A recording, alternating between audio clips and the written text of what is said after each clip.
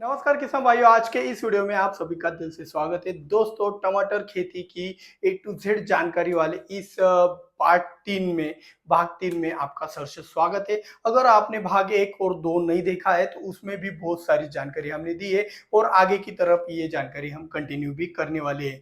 और रही बात इस सेक्शन में हम क्या-क्या देखने वाले हैं, इस सेक्शन में हम सीड ट्रीटमेंट और नर्सरी के बारे में ज़्यादा से ज़्यादा जानकारी आपको देने वाले हैं। थोड़ा डिप में होगा इसलिए वीडियो लंबा भी हो सकता है, तो वीडियो को पहले से ही लाइक कर देंगे तो बाद में आप भूलोगे नहीं। तो चलिए टमाटर की खेती की संपूर्ण जानकारी को हम शुरुआत करते हैं सीड ट्रीटमेंट से।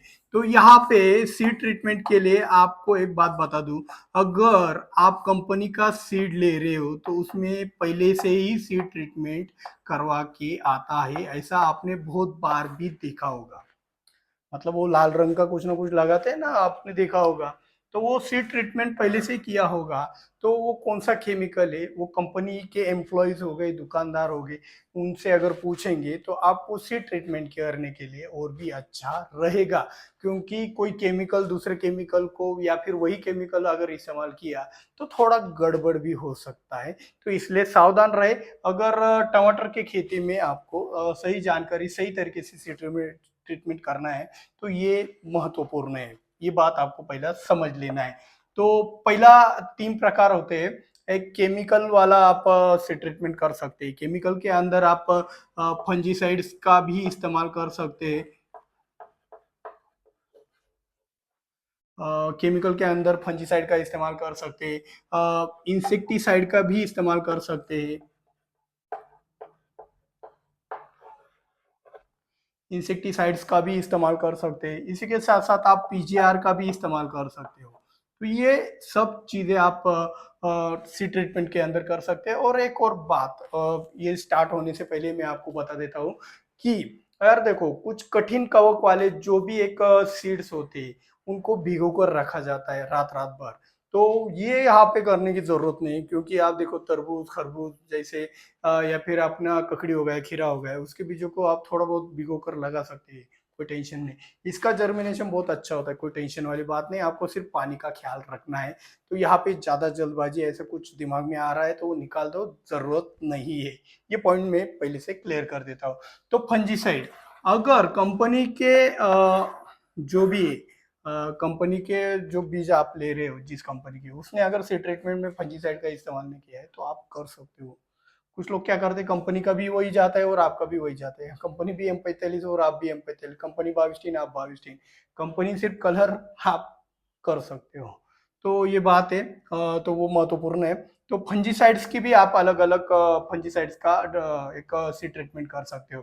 तो यहाँ पे एक और पॉइंट आता है, एक ऑर्गेनिक वाला, जिसमें आपका ट्राइकोडर्मा बैक्टीरिया वगैरह कुछ ना कुछ आ ही जाता है। तो आपके मन में तो पहला सवाल आता होगा कि यार ये ड्रेंचिंग करे या फिर ये ड्रेंचिंग करे, ऑर्गेनिक वाला इस्तेमाल करे या फिर केमिकल वाला इस्तेमाल करे सीड ट्रीटमेंट के लिए। तो देखो, आप टमाटर की खेती कर रहे हो। टमाटर की खेती के अंदर अगर आपको जर्मिनेशन के वक्त ही कुछ दिक्कतें ज्यादा आ रही है तो आपको केमिकल का इस्तेमाल करना है। अगर टमाटर की खेती की नर्सरी बनाते वक्त आपको जर्मिनेशन नर्सरी पौधे बनाने में कोई भी तकलीफ नहीं है तो मेरे हिसाब से आपको ऑर्गेनिक का इस्तेमाल करना चाहिए। अभी आप कहोगे कि यार हम नहीं सुनने वाले, हमें तो कारण सुनना है, ये फुकट की सलाह हम नहीं लेने वाले। तो सलाह ऐसी है कि देखो, केमिकल जो होता है उसका जो भी एक रिजल्ट होता है वो लिमिटेड होता है, कुछ ही सीमित दिनों के लिए होता है। और जो आपका ऑर्गेनिक होता है उसका रिजल्ट सीमित दिनों के बाद आने लगता है और वो ज्यादा लंबे समय तक के लिए रहता है, ये आपको पता है। और एक्सप्लेन करने के लिए मैं आपको समझाता हूँ कि यार देखो, फंजीसाइड का इस्तेमाल कर रहे हो तो कितना डोज रहता है, 1 ग्राम 2 ग्राम 5 ग्राम तक। तो ये जो 1 2 ग्राम 5 ग्राम जो रहता है ये कितने समय तक के लिए आपके बीजों के लिए काम आएगा। इसका डोज भी थोड़ा है। और आपको पता है बीजांकुरण होने के बाद पौधे की ग्रोथ ज्यादा बड़ी हो जाती है। तो उस पौधे के ग्रोथ के हिसाब से वो फंजीसाइड कितने दिनों तक काम करेगा, उतने भी नहीं। तो अगर जर्मिनेशन में दिक्कत है, जर्मिनेशन के वक्त ही कीटकों से दिक्कत है, फंगस से दिक्कत है, तो आप केमिकल का इस्तेमाल कीजिए। अगर नहीं है तो मेरी सलाह माने, अगर आप बीजों को ऑर्गेनिक से ट्रीट करते हो तो भाई एक नंबर रहेगा। तो ये बात आप कंफ्यूजन आपके दिमाग में कुछ भी होगा तो मुझे कमेंट में बताना, मैं आपको क्लियर भी कर सकता हूँ।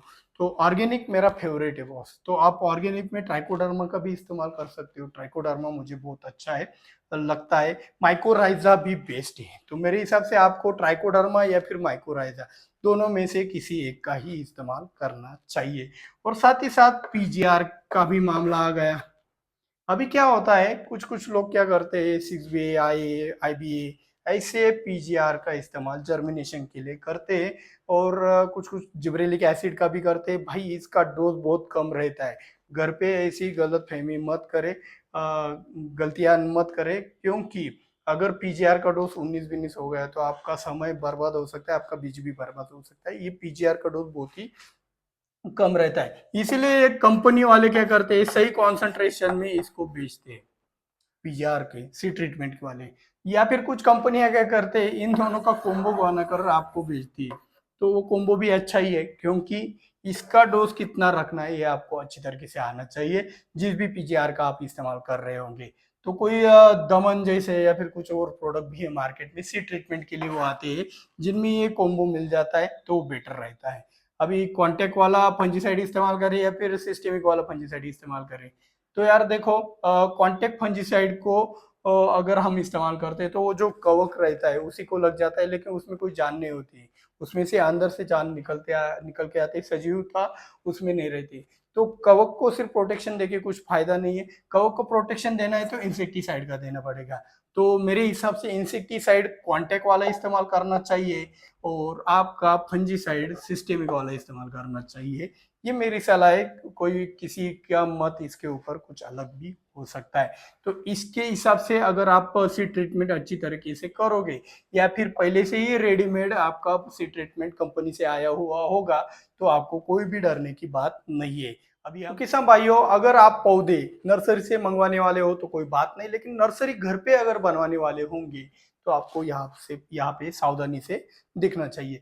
ऐसी बात है कि अभी बीजों की आवश्यकता होगी सी ट्रीटमेंट में, तो हमने देख लिया।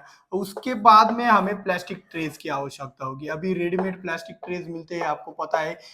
सीड लगाने के लिए नर्सरी में इनका ही इस्तेमाल करने से हमें प्लांटेशन में बहुत ही सुविधा होती है। जो भी पानी देने में जगह कम लगना, वो सभी, और एक दूसरे से जो बीजों का अंतर है वो मायने नहीं रखता है, क्योंकि इसमें सब रेडीमेड मिल जाता है। दूसरी बात क्या है, इससे पारंपरिक पद्धत क्या थी इससे पहले, कि हम जमीन में ही नर्सरी बनाया करते थे, तो वो रैंडमली कहीं पे भी आ जाता था।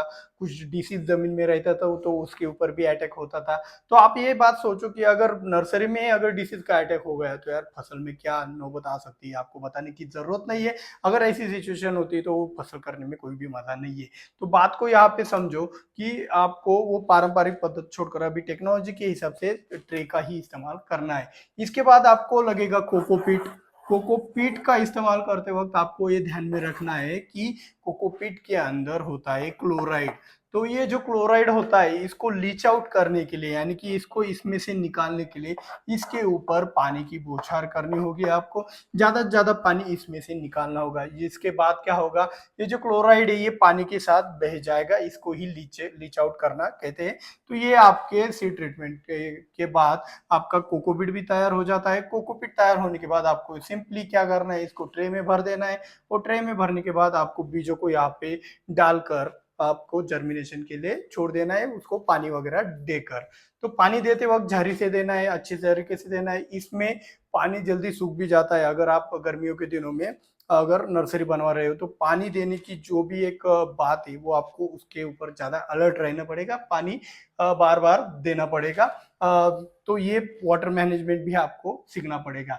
तो नर्सरी बनाते वक्त अभी जर्मिनेशन हो गया, तो जर्मिनेशन होने के बाद आपको नर्सरी के अंदर क्या इस्तेमाल करना है, ये बातों को आपको अच्छी तरीके से समझना है। आप नर्सरी के अंदर जो पौधों की हाइट है, अगर पॉली हाउस में शेड नेट हाउस में कर रहे हो तो वो हाइट ज्यादा बढ़ती है।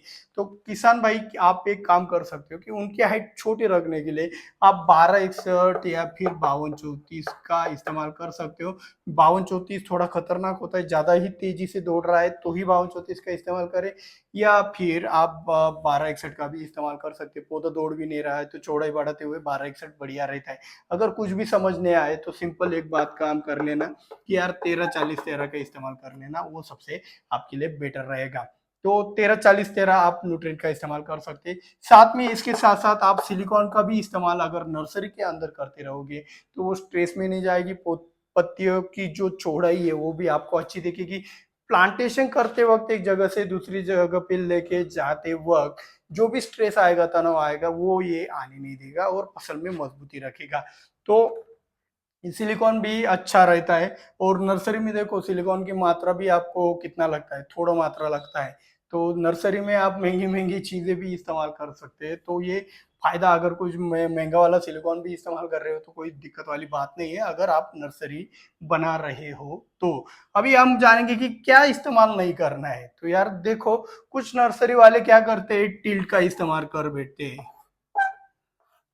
तो टिल्ट का इस्तेमाल करते हैं, कुछ कल्टर का इस्तेमाल करते हैं, कुछ ग्रोथ रिटार्डेंट्स होते हैं अलग अलग प्रकार के ल्यूसिन वगैरह, उसका इस्तेमाल करते हैं। तो ग्रोथ रिटार्डेंट्स का इस्तेमाल आपको बिल्कुल नहीं करना है, क्योंकि मैंने देखा है कुछ नर्सरियों में टिल्ट से तो थोड़ा बहुत नई पत्तियां आने भी लगती है, लेकिन कल्टर का अगर नर्सरी के ऊपर इस्तेमाल कर दिया तो बेच तो दोगे, लेकिन जो लगाएगा वो उसका काम खत्म हो जाएगा। अगर ऐसा नर्सरी वालों के पास देखा है। यहाँ पे तो आप घर पे ही नर्सरी बना रहे हो, तो घर पे नर्सरी बनाते वक्त आपको टिल्ट, कल्टार, ग्रोथ रिटार्डेंट्स का इस्तेमाल नहीं करना है। यह आपको अच्छी तरीके से समझना है। ये होने के बाद हमने क्या ना करे ये भी देख लिया। इसके बाद आता है हार्डनिंग का प्रोसेस। हार्डनिंग मतलब क्या, अगर आप पॉली हाउस, शेड हाउस में नर्सरी बनवा रहे हो तो उन पौधों को धूप की भी आदत होनी चाहिए। तो धूप की आदत होने के लिए आपको क्या करना है, हर दिन 1-2 घंटे के लिए उन पौधों को बाहर निकाल के फिर से अंदर की तरफ डालना है। यह हार्डनिंग का प्रोसेस आपको कंप्लीट करना पड़ेगा। वरना अगर आप पॉली हाउस, शेड हाउस में से डायरेक्ट निकाल कर अगर पौधों को बेच देते हैं या फिर आपने प्लांटेशन के लिए इस्तेमाल कर लिया, तो वहां पे वो पौधे ऐसा धूप के कारण सूख जाते हैं, उनको बाहर के एनवायरनमेंट का आदत नहीं रहता है। तो वो आदत लगाने के लिए हार्डनिंग का प्रोसेस होता है, आपके धूप का आदत लगाने का प्रोसेस होता है, वो कंप्लीट होना बहुत जरूरी है। इसके बाद प्लांटेशन से पूर्व एक दिन क्या करना चाहिए, ये मेरे हिसाब से सबसे महत्वपूर्ण पॉइंट है जो कि आपके लिए जरूरी है। बहुत सारे लोग इसको इग्नोर करते हैं और बाद में पछताते रहते हैं। तो ये बहुत जरूरी है बॉस। तो अभी आपको समझना है कि अगर आप गर्मियों की फसल कर रहे हो, गर्मियों के दिनों में टमाटर की खेती करना चाहते हो, तो गर्मियों के दिनों में सूखा, मतलब जो क्लाइमेट है वो सूखा सूखा रहता है, तो उसमें जो डिसीज आते हैं, वो जो डिसीज आते हैं, पाउडरी मिल्ड्यू हो गया, अर्ली ब्लाइट है, आता है ज्यादा से ज्यादा। तो पाउडरी मिल्ड्यू, अर्ली ब्लाइट का जो भी पंजीसाइड होता है वो दूसरे ग्रुप से बिलोंग करता है। तो आपको क्या करना है, एक फॉलिक्योर लेना है, आपको फॉलिक्योर लेना है। ओके, तो गर्मी के दिनों में प्लांटेशन करना है तो फॉलिकेयर के साथ करना है। फॉलिकेयर के साथ आपको क्या करना है, एक आध इंसेक्टिसाइड। अभी गर्मियों के दिनों में ज्यादा इंसेक्ट का भी अटैक नहीं होता है, तो यहाँ पे सिंपल वाला कोई भी कॉम्प्यूटर या फिर किसी भी कंपनी का इमिडाक्लोप्रिड 17.8% वाला ले सकते हो। इसके साथ आपको अगर ले सकते हो तो यार सिलिकॉन का इस्तेमाल कर लो। इससे क्या होगा, एक दिन पूर्व अगर आपने नर्सरी के अंदर ये स्प्रेइंग कर दिया तो अगले 10 दिनों के लिए आपको प्रोटेक्शन मिल जाएगा। ये जो देख रहे हो, ये 10 दिनों के लिए आपको प्रोटेक्शन मिल जाएगा, जिससे क्या होगा कि आपके पौधे 10 दिनों के लिए सही सलामत रहेंगे। अब प्लांटेशन होने के बाद 10 दिन आप आराम से रह पाओगे, कोई टेंशन नहीं, कोई जल्दबाजी नहीं।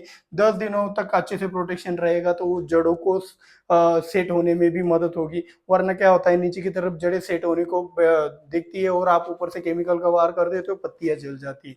तो वो चीज टालने के लिए आपको ये चीज करनी है। तो ये भी ध्यान रखना है। डोज का यार देखो, नर्सरी के पौधों को अगर आप मार रहे हो कुछ भी स्प्रेइंग, तो उसका डोज में सावधानी बरतना है। तेज धूप में स्प्रेइंग नहीं करना है। ये सब जानकारी आपको अच्छी तरीके से जो भी बताया है वो अच्छी तरीके से समझ कर इस्तेमाल करना है। बिना समझे कुछ भी इस्तेमाल करोगे तो नुकसान तय है। तो नुकसान नहीं कराना है। तो ये मेरी जानकारी थी। तो अभी आप कहोगे कि यार ये तो आपने बता दिया यार, ये मेरे ठंड में तो काम आ जाएगा और गर्मी के मौसम में भी ये स्प्रेइंग प्लांटेशन से पूर्व एक दिन वाला चल जाएगा, लेकिन आपने बारिश का नहीं बताया।